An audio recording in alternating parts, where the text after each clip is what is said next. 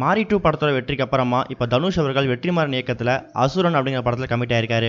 இந்த படத்துக்கு கலைப்புலி எஸ் தானு தான் ப்ரொடியூஸ் பண்ணுறாரு. மாரி 2 படத்துக்கு முன்னாடி இவங்க காம்போல வடச்சென்னை அப்படிங்கிற படம் ரிலீஸ் ஆகி ஒரு பிளாக் பஸ்டர் மூவியாக இருந்தது நம்ம எல்லாருக்குமே தெரியும். இப்போ மறுபடியும் இவங்க காம்போல அசுரன் அப்படிங்கிற படம் வரப்போறதால ஃபேன்ஸ் மத்தியில் எக்ஸ்பெக்டேஷன்ஸ் அதிகமாயிருக்கு. படத்துக்கான டைட்டிலும் சரி தனுஷோட லுக்கும் சரி ரெண்டுமே டிஃப்ரெண்டாக தான் இருந்துச்சு. நம்ம தனுஷ் அவர்களும் டைட்டிலுக்கு ஏற்ற மாதிரி அசுரன் மாதிரி தான் இருந்தார் அப்படிங்கிறது ஃபர்ஸ்ட் லுக்கை பார்க்கும்போது தெரிஞ்சிருச்சு. இந்த படத்தை வந்து இப்போ அஃபிஷியலாக ஃபர்ஸ்ட் லுக் ரிலீஸ் பண்ணியிருக்காங்க. இந்த ஃபர்ஸ்ட் லுக்கை பார்க்கும்போது நமக்கு சில ஹிண்ட்ஸ் கிடைக்குது.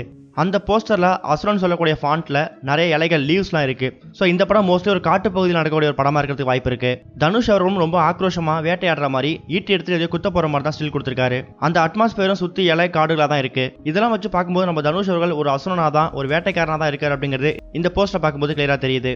இதுல கவனிக்க வேண்டிய இன்னொரு விஷயம் என்னன்னு கேட்டீங்கன்னா, இப்போ ரிலீஸ் ஆகக்கூடிய எல்லா போட்டோஸ்லுமே தனுஷ் அவர்கள் விபூதி பட்டை போட்டு நடுவில் பொட்டு வச்சிருக்காரு. ஸோ அசுரன் படத்தில் தனுஷ்க்கு இருக்கக்கூடிய சிக்னேச்சர் ஸ்டைலில் இந்த பட்டையும் இந்த பொட்டும் அடங்கும் அப்படின்னு சொல்லப்பட்டிருக்கு. அதே நேரம் இந்த படத்துக்கு ஜிவி பிரகாஷ் இசையமைக்கிறாரு. ஸோ ஆடுகளம் காம்போ இப்போ மறுபடியும் ஜாயின்டா இருக்காங்க அப்படிங்கிறது கவனிக்க வேண்டிய விஷயம். தனுஷ் அவர்கள் நடிப்பில் வெற்றிமாறன் இயக்கத்தில் ஜிவி பிரகாஷ் மியூசிக் அப்படிங்கிற காம்போ ரொம்ப நாள் இல்லாமல் இருந்துச்சு.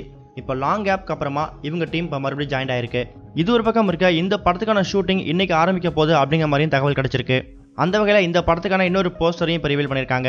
இதை பற்றி தனுஷ் அவர்களே அவரோட ட்விட்டர் பக்கத்தில் என்ன சொல்லியிருக்காருன்னா, அசுரன் ஷூட் ஸ்டார்ட்ஸ் ஃப்ரம் டுடே அப்படிங்கிற மாதிரி சொல்லி ஒரு ஃபோட்டோவையும் ஷேர் பண்ணியிருக்காரு. அந்த ஃபோட்டோவில் இந்த படத்தோட ஹீரோ தனுஷ் அவர்களும் ஹீரோயின் மஞ்சு வாரியர் இவங்க 2 பேருமே இருக்காங்க. இந்த ஃபோட்டோ ஒரு விண்டேஜ் ஸ்டைலில் இருக்கு. ஏதோ ஒரு ஸ்டுடியோவில் உட்காந்து ஃபோட்டோவுக்கு போஸ்ட் கொடுக்குற மாதிரி இருக்கு. ஸோ படத்துக்கான கதைக்கரு என்ன மாதிரி இருக்க போகுது அப்படிங்கிற எதிர்பார்ப்பு இப்போவே ஏற்பட்டிருக்கு. இதை பற்றியான அப்டேட்ஸை கூடிய சீக்கிரம் எதிர்பார்க்கலாம் அப்படிங்கிற மாதிரி சொல்லப்பட்டிருக்கு. இது ஒரு பக்கம் இருக்கு. இப்போ நம்ம கோலிவுட்ல அடுத்த மாதம் கிட்டத்தட்ட 18 படங்கள் ரிலீஸ் ஆக போகுது.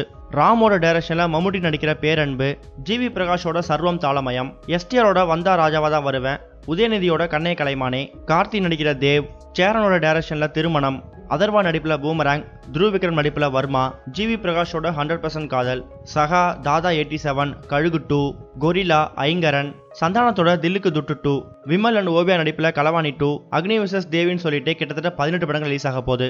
இப்ப தியேட்டர்காரங்களோட மைண்ட் செட் என்னவா இருக்கு அப்படின்னு பாத்தீங்கன்னா, கடந்த வருஷம் வெளியான சர்க்கார் 2.0, இப்ப ரீசெண்டா வெளியான பேட்டை, விஸ்வாசம், இது எல்லாத்துக்குமே மக்கள் மத்தியில் நல்ல வரவேற்பு கிடைச்சது. அதே மாதிரி இப்போ ரிலீஸ் ஆக போகிற படங்களில் ஒரு படம் நல்லா இருந்தால் கூட மக்களுக்கு பிடிச்சிரும்.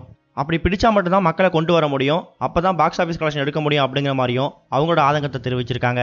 இத்தனை படங்களையும் பிப்ரவரி மாதம் ரிலீஸ் பண்ணுறதுக்கு இன்னொரு காரணமும் இருக்குது. அதுக்கான காரணம் என்னன்னா, கொஞ்ச நாளைக்கு அப்புறமா IPL ஃபீவர் ஸ்டார்ட் ஆகிடும். ஸோ அதுக்கப்புறம் சினிமா மேலே இருக்கிற ஒரு மோகம் குறைஞ்சிரும் அப்படிங்கிற மாதிரி சொல்லப்பட்டிருக்கு. இதை பற்றி நீங்கள் என்ன நினைக்கிறீங்கன்னு உங்களோட கருத்துக்களை கமெண்ட்டில் போஸ்ட் பண்ணுங்கள். இந்த வீடியோ உங்களுக்கு பிடிச்சிருந்தா லைக் பண்ணுங்கள், ஷேர் பண்ணுங்கள். கனெக்டிங்கோட அப்டேட் தெரிஞ்சுக்கிறதுக்கு சேனலை சப்ஸ்கிரைப் பண்ணுங்கள்.